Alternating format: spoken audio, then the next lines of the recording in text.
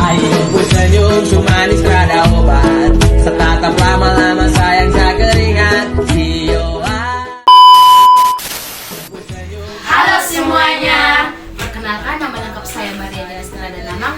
Di sini saya sebagai host. Saya ditemani oleh ketiga teman saya, yaitu Perkenalkan, nama saya Yorena Ati. Saya Bunga Adriana Walus. Saya Marciana Wada Putisu. kami mahasiswa dari Universitas Nusa Cendana, Fakultas Keguruan dan Ilmu Pendidikan, Program Studi Pendidikan Pancasila dan Kewarganegaraan. Video ini kami buat untuk memenuhi tugas dari mata kuliah Budaya dan Etika Politik yang diasuh oleh Bapak Freddy Klambertus Kolo SPD MPD dan juga Ibu Kevita Neo SH MH. Di dalam podcast ini kami akan membahas berkaitan dengan peran media sosial dalam komunikasi politik. Selamat menyaksikan. Seperti yang kita ketahui bersama bahwa media sosial itu memiliki peran yang sangat penting dalam komunikasi politik. Jadi menurut pendapat teman-teman, mengapa media sosial itu memiliki peran yang sangat penting dalam komunikasi politik?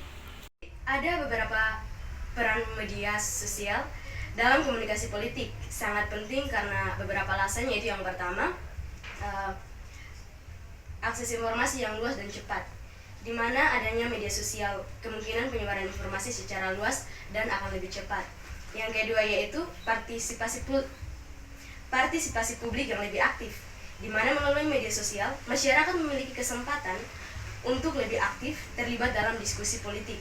Yang berikut yaitu kampanye politik digital, di mana media sosial menjadi alat utama dalam komunikasi politik dan kampanye politik modern. Mungkin itu yang bisa saya jelaskan. Berkaitan dengan peran penting media sosial dalam komunikasi politik saat ini. Namun perlu diingat juga bahwa penggunaan media sosial dalam komunikasi politik juga memiliki banyak tantangan. Jadi menurut teman-teman, apa saja tantangan-tantangan yang dihadapi media sosial dalam komunikasi politik? Menurut saya ada 3 tantangan. Yang pertama itu penyebaran hoax. Jadi media sosial itu sering menjadi tempat penyebaran hoax dan berita bohong yang dapat menyesatkan publik. Yang kedua itu polarisasi. Jadi media sosial itu dapat memperkuat polarisasi informasi yang sesuai dengan preferensi pengguna.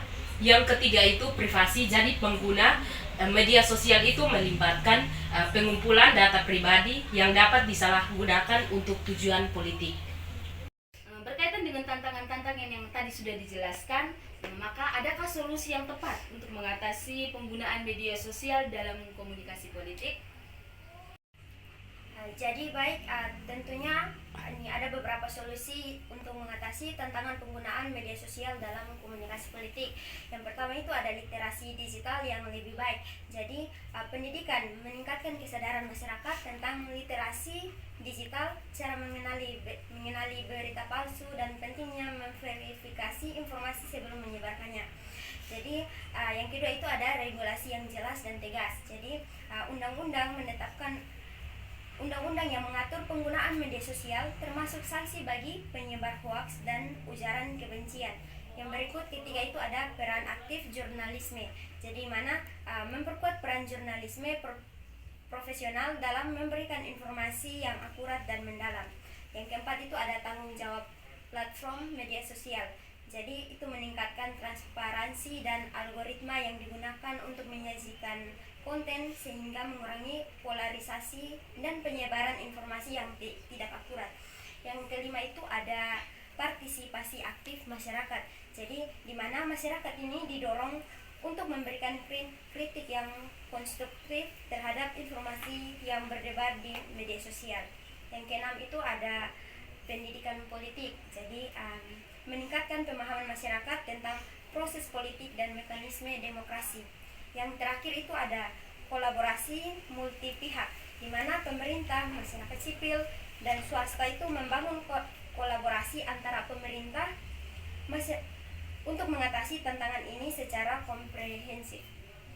Jadi berkaitan dengan peran, tantangan, dan solusi yang tadi sudah dijelaskan dalam penggunaan media sosial dalam komunikasi politik, maka dapat disimpulkan bahwa media sosial itu telah berubah secara drastis lanskap komunikasi politik. Di satu sisi, ia membuka peluang baru bagi keterlibatan publik yang lebih besar dalam transparansi informasi. Tetapi di sisi lain juga menghadirkan tantangan dalam hal pengelolaan informasi dan etika politik di ruang digital.